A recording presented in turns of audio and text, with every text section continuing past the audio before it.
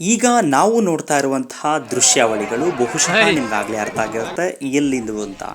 ತಿರುಪತಿ ತಿರುಮಲ ಕ್ಷೇತ್ರ ದಕ್ಷಿಣ ಭಾರತದಲ್ಲಿ ಅತಿ ಹೆಚ್ಚು ಭಕ್ತರನ್ನು ಹೊಂದಿರುವಂತಹ ಕ್ಷೇತ್ರದಲ್ಲಿ ಇದು ಒಂದು ಮೊದಲನೇ ಸ್ಥಾನದಲ್ಲಿ ನಿಂತ್ಕೊಳ್ಳುತ್ತೆ ಅಂತ ಹೇಳ್ಬೋದು. ಇಲ್ಲಿನ ವ್ಯಾಪಾರ ವಹಿವಾಟು ಹೇಗಿರುತ್ತೆ, ಇಲ್ಲಿನ ಜನಸಾಗರ ಹೇಗಿರುತ್ತೆ ಅನ್ನೋದನ್ನು ನೀವು ನೋಡಬೇಕು ಅಂದರೆ ಒಂದು ಸಲ ಈ ವಿಡಿಯೋನ ಕಂಪ್ಲೀಟಾಗಿ ನೋಡಿ. ನನಗೆ ಇಲ್ಲಿ ತುಂಬ ಇಷ್ಟ ಆಗಿದ್ದು ಇಲ್ಲಿನ ಲೈಟಿಂಗ್ಸು ಮತ್ತು ಇಲ್ಲಿನ ಒಂದು ವ್ಯಾಪಾರ ವಹಿವಾಟು. ಬ್ರಹ್ಮೋತ್ಸವ ಬೇರೆ ನಡೀತಿದ್ದರಿಂದ ತುಂಬ ಚೆನ್ನಾಗಿ ಲೈಟಿಂಗ್ಸನ್ನು ಮಾಡಿದರು. ಇಡೀ Tirupati railway station, bus stand ಇರ್ಬೋದು, ಯಾವುದೇ ಅಂಗಡಿ ಮುಂಗಟ್ಟು ಎಲ್ಲಾದ್ರ ಮುಂದೆನೂ ಕೂಡ ಅಲ್ಲಿ ಲೈಟಿಂಗ್ಸನ್ನು ಅಳವಡಿಸಿದರು. ಜೊತೆಗೆ ದಸರಾ ಇದ್ದದ್ರಿಂದ ಪ್ರತಿಯೊಬ್ಬರಿಗೂ ರಜಾ ಇರುತ್ತೆ. ಹಾಗಾಗಿ ಇಲ್ಲಿನ ಕ್ರೌಡು ಎಕ್ಸ್ಪೆಕ್ಟೆಡ್ಗಿಂತ ತುಂಬಾ ಜಾಸ್ತಿ ಇತ್ತು ಅಂತ ಹೇಳ್ಬೋದು.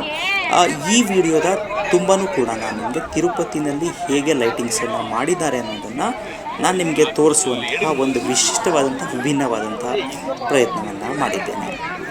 ಜೊತೆಗೆ ನೀವು ನೋಡ್ಬೋದು ಅಲ್ಲಿ ಶ್ರೀರಾಮನ ರೂಪದಲ್ಲಿರುವಂಥ ಲೈಟಿಂಗ್ಸು, ಜೊತೆಗೆ ಚಾಮುಂಡೇಶ್ವರಿ ರೂಪದಲ್ಲಿರುವಂಥ ಲೈಟಿಂಗ್ಸನ್ನು ಕೂಡ ನೋಡ್ಬೋದು.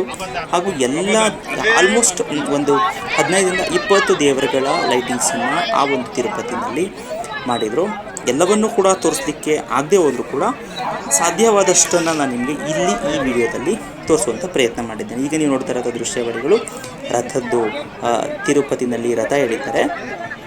ಆ ರಥದ ದೃಶ್ಯಾವಳಿಗಳನ್ನು ಕೂಡ ನೋಡಿದ್ದೀವಿ. ನೀವು ನೋಡ್ತಾ ಇರ್ಬೋದು. ಈಗ ತಿರುಪತಿದು ಎಕ್ಸಿಟ್ ಪಾಯಿಂಟ್. ಈ ಎಕ್ಸಿಟ್ ಪಾಯಿಂಟಲ್ಲಿ ಹೇಗೆ ಅಲಂಕಾರಗಳು ಇರುತ್ತೆ ಅನ್ನೋದನ್ನು ನೋಡ್ಬೋದು. ಜೊತೆಗೆ ತಿರುಪತಿ ಆಚೆ ಬಂದ ತಕ್ಷಣ ಈ ದೃಶ್ಯಾವಳಿಗಳನ್ನ ನೋಡ್ಬೋದು.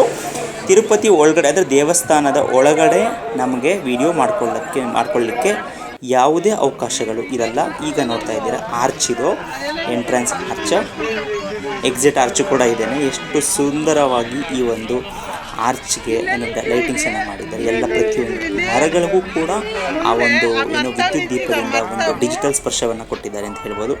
ನನಗೆ ಮೋಸ್ಟ್ ಇಂಟ್ರೆಸ್ಟಿಂಗ್ ಅನಿಸಿದ್ದೆ ಈ ದೃಶ್ಯಾವಳಿಗಳು. ದಿಸ್ ಲೈಟಿಂಗ್ ತುಂಬ ತುಂಬ ತುಂಬ ಸುಂದರವಾಗಿ ಈ ಲೈಟಿಂಗ್ಸನ್ನು ಮಾಡಿದ್ದಾರೆ. ನೀವು ನೋಡ್ತಾ ಇರ್ಬೋದು. ಇವಾಗ ಮೇಯ್ನ್ ಸೆಂಟರ್ ಆಫ್ ಅಟ್ರಾಕ್ಷನ್ ನೀವು ನೋಡ್ಬೋದು. ಗರುಡ ವಾಹನ ವಿಷ್ಣುವನ್ನು ನೀವು ನೋಡ್ತಾ ಇದ್ದೀರಾ. ಎಂಥವ್ರನ್ನೂ ಕೂಡ ಈ ಒಂದು ದೃಶ್ಯಾವಳಿಗಳು ಅಟ್ರ್ಯಾಕ್ಟ್ ಮಾಡುತ್ತೆ ಅನ್ನೋದು ನನ್ನ ಒಂದು ಅಭಿಪ್ರಾಯ. ನಿಮ್ಮ ಅಭಿಪ್ರಾಯ ಏನು ಅನ್ನೋದನ್ನು ಯು ಕ್ಯಾನ್ ಕಮೆಂಟ್. ನೀವು ನೋಡ್ಬೋದು ಎಷ್ಟು ಸುಂದರವಾಗಿ ಈ ಲೈಟಿಂಗ್ಸನ್ನು ಮಾಡಿದ್ದಾರೆ ಅನ್ನೋದನ್ನು.